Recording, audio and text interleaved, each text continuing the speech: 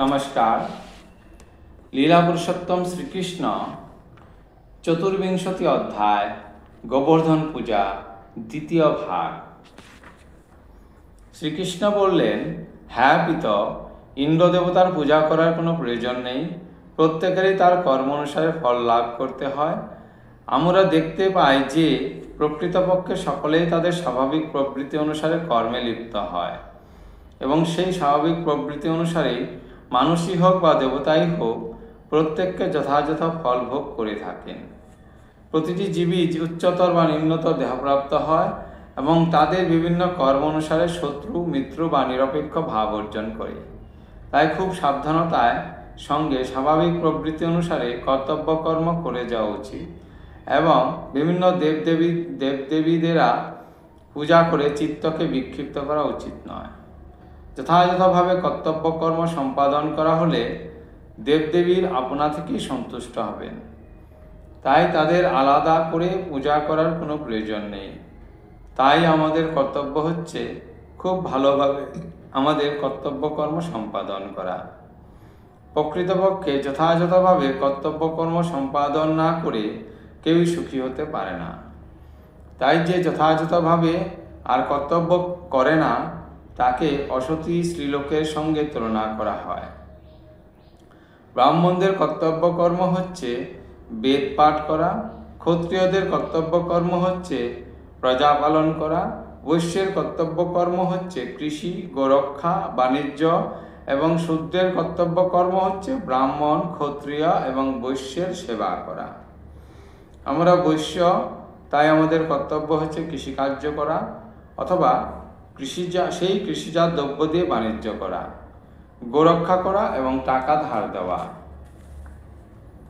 কৃষ্ণ বৈশ্য সম্প্রদায়ভুক্ত বলে নিজের পরিচয় দিলেন, কেননা নন্দ মহারাজ গো পালন করতেন এবং কৃষ্ণ তাদের পরিচর্যা করতেন।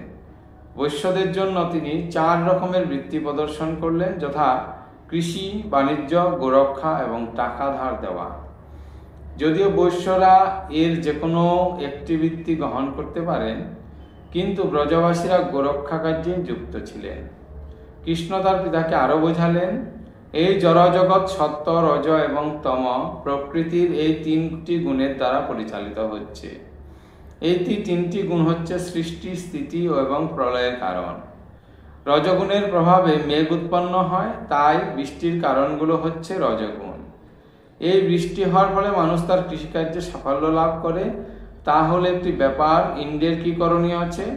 আপনি যদি ইন্দ্রের সন্তুষ্টি বিধান নাও করেন তাহলেও তিনি কি করতে পারেন? আমরা ইন্দ্রের কাছ থেকে বিশেষ ফল পাচ্ছি না। তিনি যদি বৃষ্টি নিয়ন্ত্রণ করতেন তাহলে সমুদ্রের বুকে কেন বৃষ্টি হয়? যেখানে জলের কোনো প্রয়োজন নেই, সমুদ্রে এবং জমিতে সব জায়গাতেই বৃষ্টি হচ্ছে। তাই ইন্দ্রকে পূজা করার উপর নির্ভর করে না। আমাদের জন্য অন্য কোনো শহর বা গ্রামে বা বিদেশে যাওয়ার কোনো প্রয়োজন নেই। শহরে অনেক রাজকীয় প্রাসাদ আছে, কিন্তু আমরা এই বৃন্দাবনে বনে বাস করেই সুখী। গোবর্ধন পর্বত এবং বৃন্দাবনের বনের সঙ্গে আমাদের বিশেষ সম্পর্ক রয়েছে। তাই আমি আপনাদের অনুরোধ করব, আপনারা এমন এক যজ্ঞ অনুষ্ঠান করুন যাতে স্থানীয় ব্রাহ্মণেরা এবং গোবর্ধন পর্বত সন্তুষ্ট হন। ইন্দ্রের উদ্দেশ্যে করণীয় আর আমাদের কিছুই নেই। এই কথা শুনে নন্দ মহারাজ বললেন, কৃষ্ণ, তুমি যখন বলছো তখন আমি নিশ্চয়ই স্থানীয় ব্রাহ্মণ এবং গোবর্ধন পর্বতের উদ্দেশ্যে আলাদা একটা যজ্ঞের আয়োজন করব, কিন্তু এখন আমরা ইন্দ্রযজ্ঞ সম্পাদন করি। কৃষ্ণ বললেন, হে পিত, দেরি করার প্রয়োজন নেই। গোবর্ধন পর্বত এবং স্থানীয় ব্রাহ্মণদের উদ্দেশ্যে যজ্ঞ অনুষ্ঠানের আয়োজন করতে অনেক সময় লাগবে।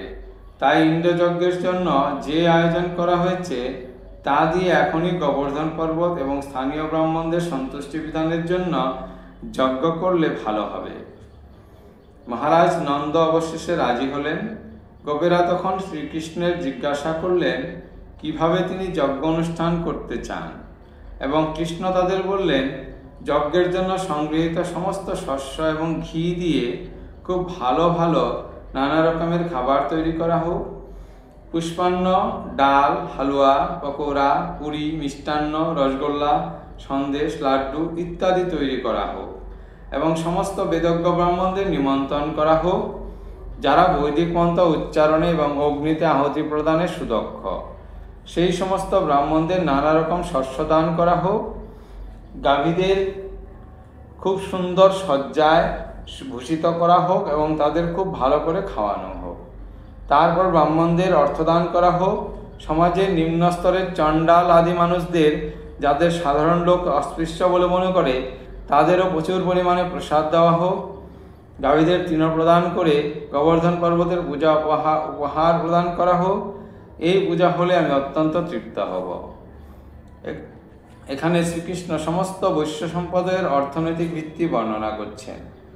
মানব সমাজের প্রতিটি সম্প্রদায় এবং গাভী, কুকুর, ছাগল ইত্যাদি পশু সম্প্রদায়ের সকলেরই একটা বিশেষ স্থান রয়েছে। সকলেরই কর্তব্য হচ্ছে যৌথভাবে সমস্ত সমাজের মঙ্গল সাধনের জন্য কাজ করা। এই কথা কেবল সচেতন প্রাণীদের ক্ষেত্রেই প্রযোজ্য নয়, বন, পর্বত আদি অচেতন পদার্থকেও বিবেচনা করে ফসল উৎপাদন করে, গোপালন করে, প্রয়োজনীয় দ্রব্য সরবরাহ করে, বাণিজ্য করে এবং ঋণ দান করে সমাজের অর্থনৈতিক উন্নতি সাধন করা দায়িত্বভার বিশেষ করে বৈশ্য সম্প্রদায়ের উপর অর্পিত হয়েছে। এর থেকে আমরা এটাও বুঝতে পারি যে কুকুর, বিড়াল ইত্যাদি পশুদের যদিও খুব একটা প্রয়োজনীয়তা নেই, তবুও তাদের অবহেলা করা উচিত নয়। তাদের রক্ষা করার মানুষের কর্তব্য। তবে অবশ্য কুকুর, বিড়াল রক্ষা করার থেকে গাভীদের রক্ষা করা বেশি গুরুত্বপূর্ণ। এবং এখানে আমরা আরেকটা ইঙ্গিত দেখতে পাই যে চণ্ডাল বা সমাজের দ্বারা যারা অস্পৃশ্য, তাদেরও অবহেলা করা উচিত নয়। সকলের যথাযথ প্রয়োজনীয়তা আছে, তবে কেউ সরাসরিভাবে মানব সমাজের উন্নতি সাধনের জন্য যুক্ত, আর কেউ পরোক্ষভাবে যুক্ত। কিন্তু সমাজ যখন কৃষ্ণ ভাবনাময় হয়ে ওঠে, তখন সকলেরই সুখ স্বাচ্ছন্দ্যের সঙ্গে বসবাস করতে পারে।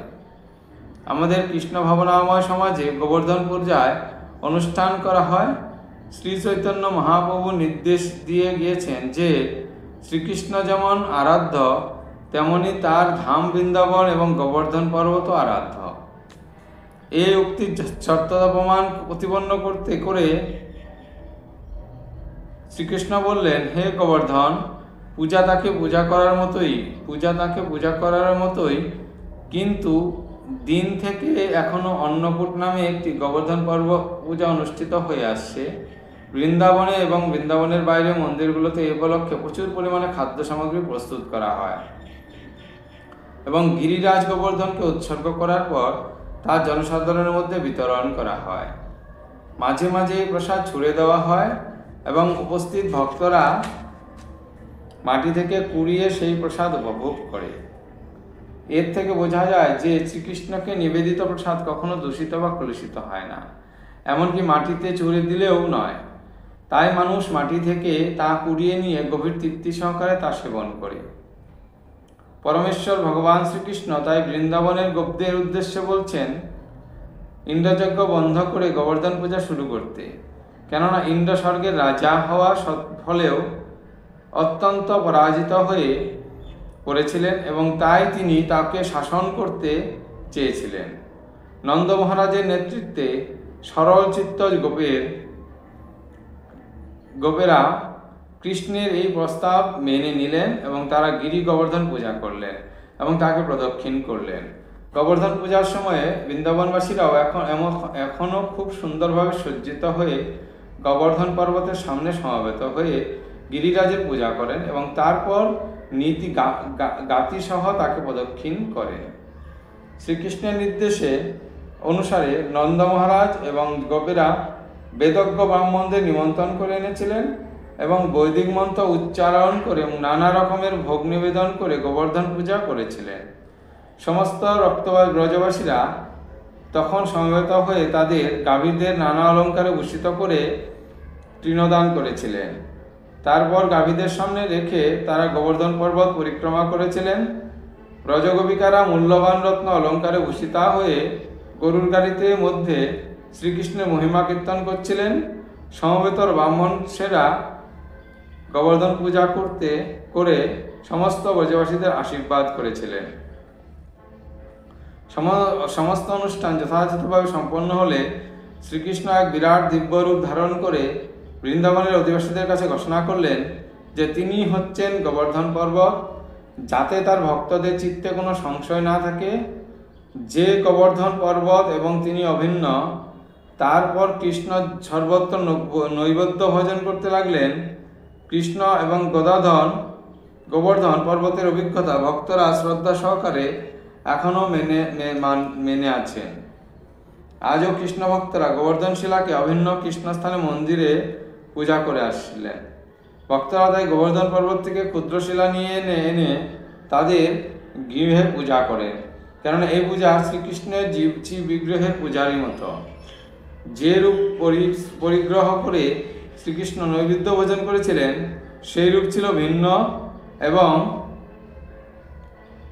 কৃষ্ণ নিজে অন্য সমস্ত ব্রজবাসীদের সঙ্গে সেই বিগ্রহকে এবং গোবর্ধন পর্বতকে প্রণাম করতে লাগলেন। তাই সেই বিষয়টি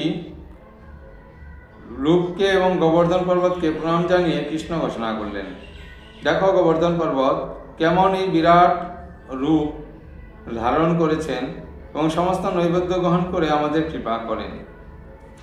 সেই সভায় কৃষ্ণ আরও ঘোষণা করলেন যে এই গোবর্ধন পূজায় অবহেলা করলে না আমি নিজে অনুষ্ঠান করছি, না কখনো সুখী হতে হবে না। এই গোবর্ধন পর্বের অনেক বিষধর সর্প আছে, এবং যারা এই গোবর্ধন পূজায় অবহেলা করবে তারা সেই সর্প দংশনে প্রাণত্যাগ করবে।